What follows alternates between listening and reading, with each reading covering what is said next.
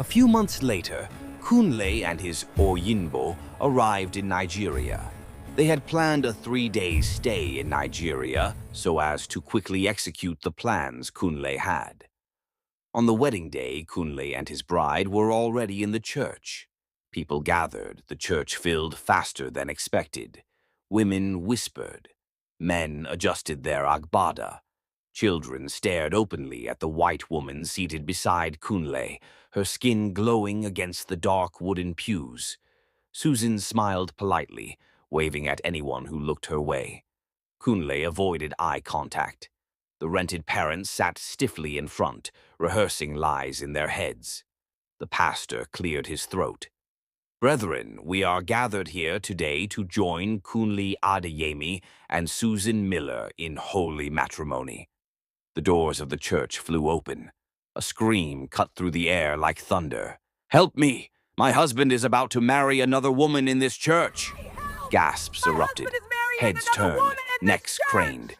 At the entrance stood Sayah. Her wrapper was hastily tied. Her headscarf sat crooked, her eyes red, swollen, burning with betrayal.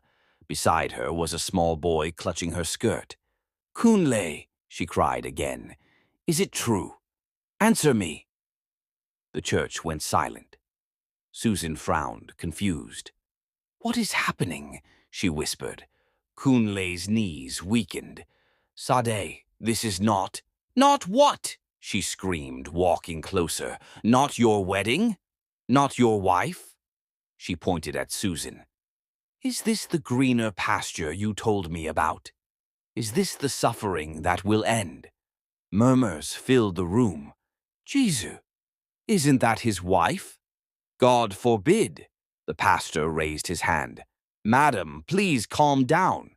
"Pastor," Saad shouted, "ask him. Ask him who paid my bride price. Ask him who I have slept beside for 8 years." Susan stood up slowly. Kunle tried to speak, but no sound came. Susan turned to him. "Kunle, you told me you were divorced." Sade laughed, a bitter, broken sound. "Divorced?" she repeated.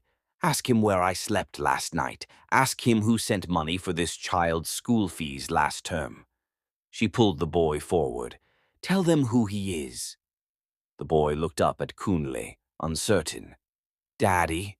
The word hit the church like a slap. Susan staggered back into her seat. "You have a child," she whispered. "You said you couldn't have children." Kunle finally collapsed onto the church bench. The rented parents stood up hurriedly. We don't know this woman." Before they could finish, Kunle's real mother's voice rang from the back. "That is my son, and that is my daughter-in-law." Everyone turned. She had arrived quietly, leaning on her walking stick, tears streaming down her face. "This boy told me he was traveling for work," she cried, "not to sell his soul."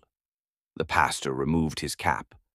"This wedding," he said firmly, "cannot continue." Susan grabbed her handbag, shaking. "You lied to me," she said to Kunle, her voice trembling with rage and humiliation. "You used me." Sade stood tall now. "You didn't steal my husband," she said quietly. "He gave himself away." Susan walked out of the church alone. Kunle remained seated, surrounded by whispers, shame, and the ruins of his choices.